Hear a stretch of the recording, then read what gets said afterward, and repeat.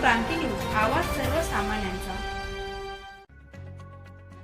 दिनांक 4 जुलै रोजी पहाटेपासून नाशिक शहराच्या सातपूर परिसरात पावसाची संततधार सुरू असून मध्यरात्री सातपूर परिसरातील सातपूर अंबड लिंक रोडच्या इंडियन ऑइल पेट्रोल पंप शेजारी असलेले गुलमोहरचे झाड उन्मळून रस्त्यावर पडले होते। हे झाड पडताच पंपावरील जागरूक कामगारांनी पोलिसांना याबाबत माहिती दिली। MIDC अंबड चिंचोळी पोलीस चौकीचे कर्तव्यदक्ष बीट मार्शल पोलीस कर्मचारी सुरेश जाधव व विनोद पाटील यांनी तत्काळ घटनास्थळी धाव घेत परिस्थितीची पाहणी करत सातपूर येथील अग्निशमक विभागाला माहिती दिली। अग्निशमक विभागाने तात्काळ या ठिकाणी येऊन कटरच्या साहाय्याने रस्त्यावर पडलेले झाड बाजूला केलंय, म्हणून वाहतूक त्या मार्गावरून सुरळीत चालू आहे। परंतु ही घटना जर समजा दिवसा झाली असती तर मोठी जीवितहानी घडू शकली असती। याबाबत स्थानिकांनी जीर्ण झालेल्या झाडाचे सर्वेक्षण करून काढण्याची मागणी केलेली आहे। तसेच याच रात्री दुसरी घटना पपया नर्सरी सिग्नल शेजारी सुमारे शेकडो वर्ष जुन्या असलेल्या वटवृक्ष देखील कोसळला। खरं तर या वटवृक्षाचा आधार ऊन, वारा, पाण्या पावसात नागरिक आसरा घेत असतात, ते वटवृक्ष देखील पावसामुळे उन्मळून पडले। शेजारीच असलेल्या PUC सेंटरच्या पत्र्याचं देखील नुकसान झालंय।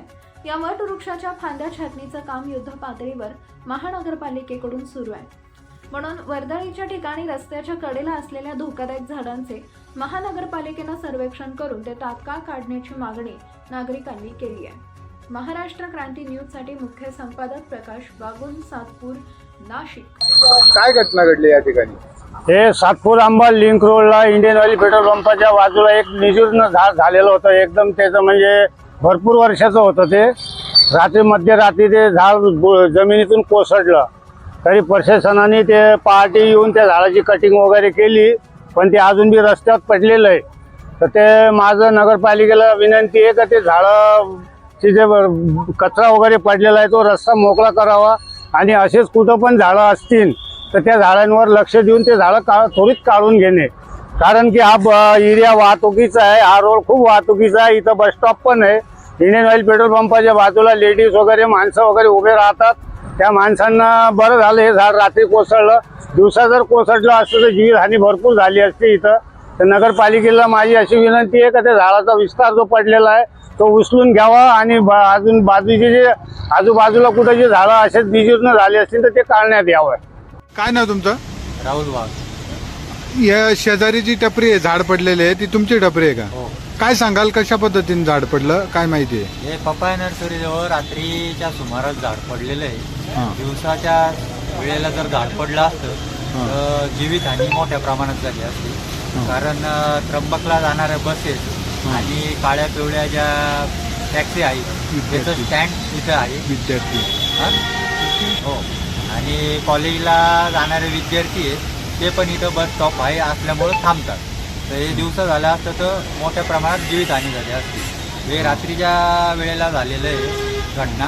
आणि आमचे जे शेजारी 5 स्टॉल आणि शेजारी PUC सेंटर आहे ते त्या पत्र्याचं काही नुकसान झालेलं आहे, आणि त्याच्या शेजारी मडकेवाले त्यांचं दुकान आहे तर त्याचं पण नुकसान झालेलं। तरी आमची महानगरपालिकेला एक विनंती आहे तर त्यांनी सर्वे करून जुन्या झाडांचा जे पडण्याजोगे किंवा जे धोकादायक झाडं आहेत तर त्यांचा सर्वे करून ते अगोदर थोडे उतरून जरी घेतले तरी होणारं नुकसान हे टाळता येईल।